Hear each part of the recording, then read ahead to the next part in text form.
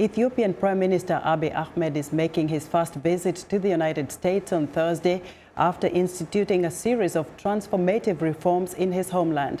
In less than 4 months in office, Abiy has led a dramatic turnaround. His sweeping reforms have quelled dissent, boosted civil liberties, and begun to heal wounds from decades of ethnic tension and marginalization. Ethiopian officials were warmly greeted after arriving at Dallas Airport just outside Washington, D.C. this morning. Ethiopians in Washington are also expected to turn out in large numbers to greet Prime Minister Abiy during his visit.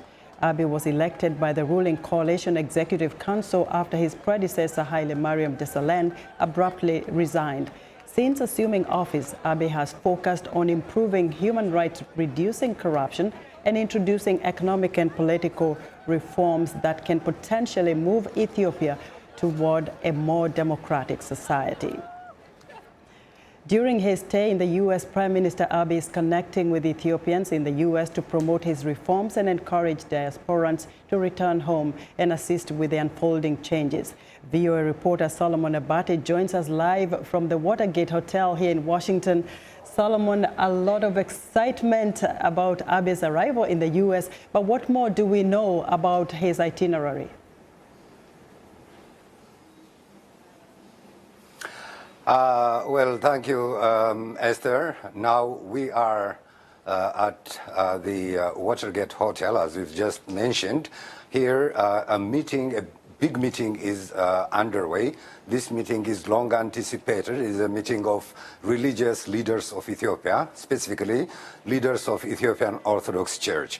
This church was under a big problem in the past 27 years, and now the clergy, the archbishops, have been trying to resolve their issues, and now the reconciliatory and peace conference is underway in the presence of the Prime Minister. He preferred to make this meeting the first in his 6-day stay in the United States. It seems now the bishops agreed to come to peace and to unite the church. So it is really a significant meeting. He arrived here in Washington, D.C. this morning, and with him other government officials as well, including the Minister of Foreign Affairs of the country and leaders of regional states, like the largest region of the country, President of Oromia, and Amhara region as well. So Solomon, this is really a big, busy weekend. Has he spoken to the media yet? Yes, Esther. And has he spoken to the media? Has he spoken would you say to you? That again, please? Has he spoken to the media at all since he arrived? Not yet. Not yet. But you did speak to a couple of officials that in his delegation? As he arrived at the airport. Solomon, you did speak to yes, I talked to the... Go ahead. I interviewed the Minister of Foreign Affairs. He said the Prime Minister is here to talk to Ethiopians, and in fact this is unprecedented move. So he came here to not as an official guest of the United States, but he planned to talk to Ethiopians, and he hoped to galvanize a big support from Ethiopians in diaspora. So this is one of his missions. Solomon, that is what the Minister of Foreign Affairs said. And Solomon, again, and I talked to the president of the Oromia region, and he came and he said they came with peace to the United States. Now, over a period of time, yes, you've spoken to Ethiopians here in Washington, D.C. area. They're expecting to meet him on Saturday.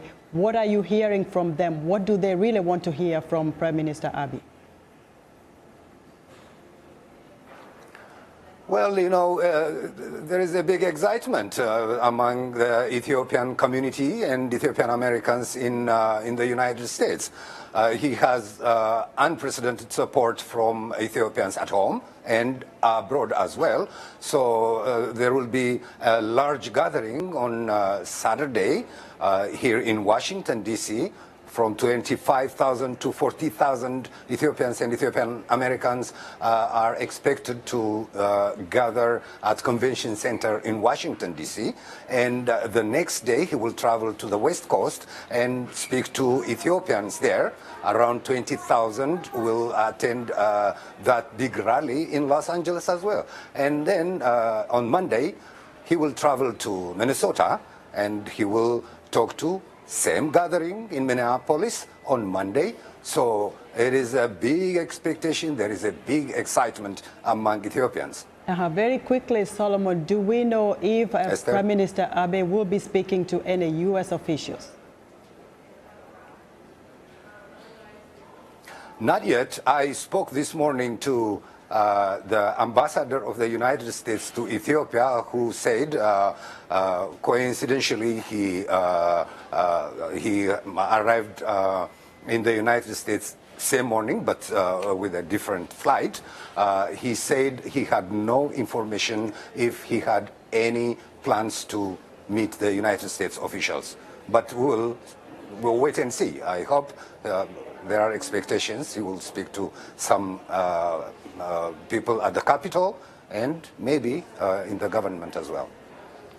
Solomon Abate reporting for us from Watergate Hotel in Washington, D.C. Thank you so much, Solomon. We'll catch up later with all this excitement about Ethiopia's new Prime Minister, Ahmed Abiy's visit to the United States.